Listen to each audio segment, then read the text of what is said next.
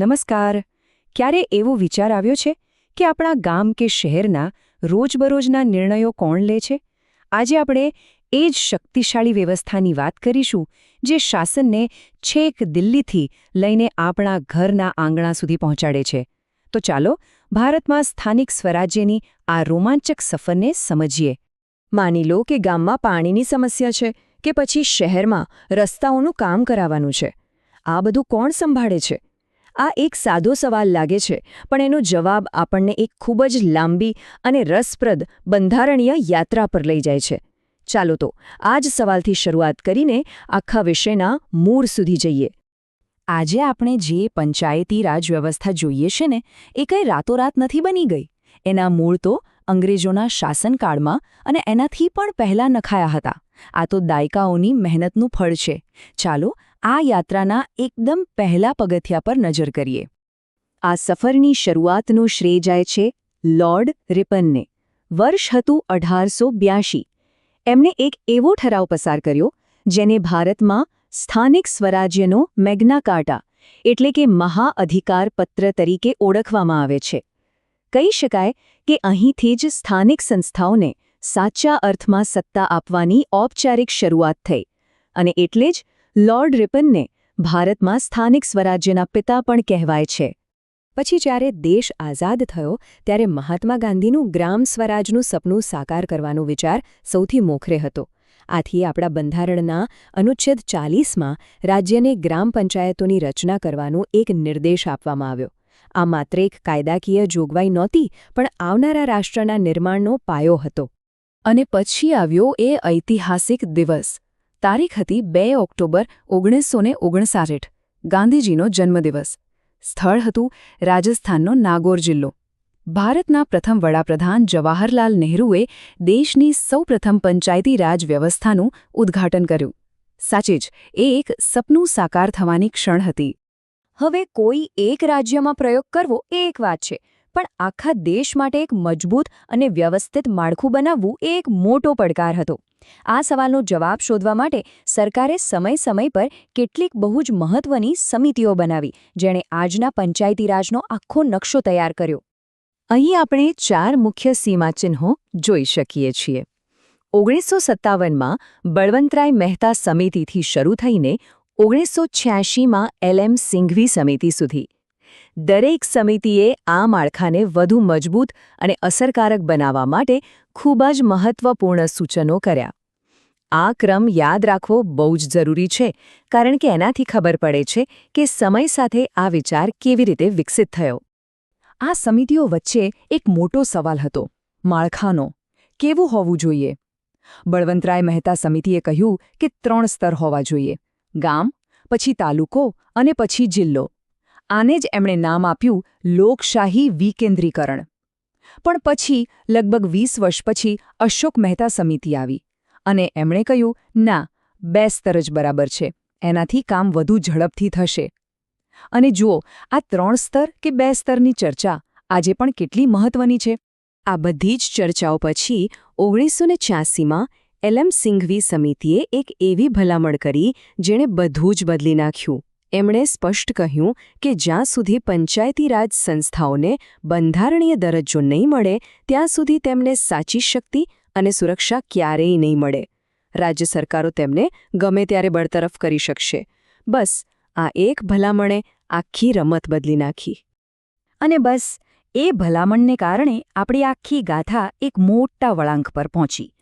દાયકાઓની ચર્ચાઓ અને ભલામણો પછી આખરે સંસદે નક્કી કર્યું કે હવે ભારતના બંધારણમાં જ સુધારો કરવો પડશે, જેથી સ્થાનિક સ્વરાજ્યને એક કાયમી અને અટલ સ્થાન મળી શકે. આ બંધારણીય માન્યતા 2 ઐતિહાસિક સુધારા દ્વારા મળી. 73મો સુધારો, જે ગ્રામીણ વિસ્તારો માટે પંચાયતોની સ્થાપના કરે છે, અને 74મો સુધારો, જે શહેરી વિસ્તારો માટે નગરપાલિકાઓની રચના કરે છે.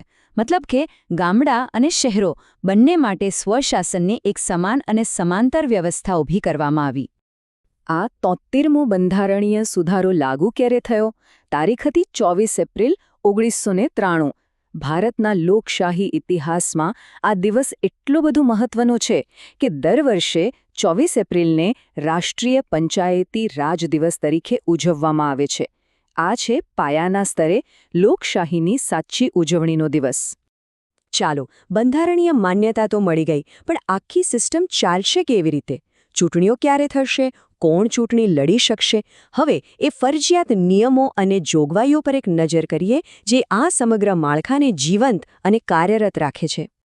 આ કાયદા હેઠળ કેટલીક બાબતો એકદમ ફરજિયાત બનાવી દેવાય, જેમ કે ગ્રામસભા, જે લોકશાહીનો પાયાનો એકમ છે, એમાં ગામના બધા જ મતદારોનો સમાવેશ થાય છે.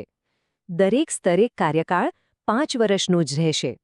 જો કોઈ સંસ્થાનું વિસર્જન થાય તો 6 મહિનાની અંદર ચૂંટણી કરાવવી જ પડે. અને હા, ચૂંટણી લડવા માટે ઓછામાં ઓછી ઉંમર 21 વર્ષ નક્કી કરવામાં આવી.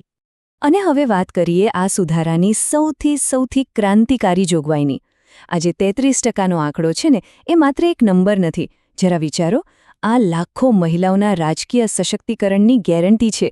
બંધારણે ફરજિયાત કરી દીધું કે પંચાયતોની બધી જ બેઠકો અને અધ્યક્ષપદમાં પણ ઓછામાં ઓછી 3 ભાગની બેઠકો તો મહિલાઓ માટે અનામત રાખવી જ પડશે. આ એક ગેમ ચેન્જર હતું.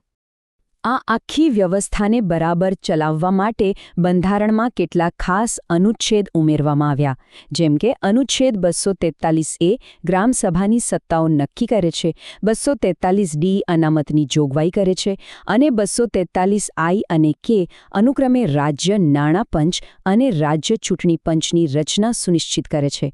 આ બંને પંચ આ સંસ્થાઓની નાણાકીય અને ચૂંટણીલક્ષી સ્વતંત્રતા માટે ખૂબ જ મહત્વના છે. આપણા બંધારણ ઘડવૈયાઓ જાણતા હતા કે ભારતના આદિવાસી વિસ્તારોની પોતાની અલગ સંસ્કૃતિ અને પરંપરાઓ છે. આથી 1996માં PSA નામનો ખાસ કાયદો લાવવામાં આવ્યો.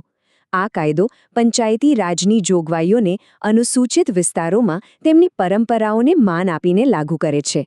અને એટલું જ નહીં, જળ, જંગલ, જમીન જેવા સ્થાનિક સંસાધનો પર ગ્રામસભાને વધુ સત્તાઓ પણ આપે છે.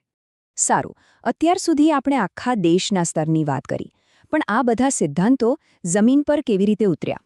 ચાલો, હવે આપણા પોતાના રાજ્ય ગુજરાતના સંદર્ભમાં જોઈએ કે અહીં પંચાયતી રાજની સફર કેવી રહી અને એમાં શું ખાસ છે. ગુજરાત પંચાયતી રાજ લાગુ કરવામાં હંમેશાથી આગળ રહ્યું છે. અહીં તો રસિકલાલ પરીખ સમિતિની ભલામણોના આધારે છેક 1 એપ્રિલ 1963થી જ આ વ્યવસ્થા અમલમાં છે.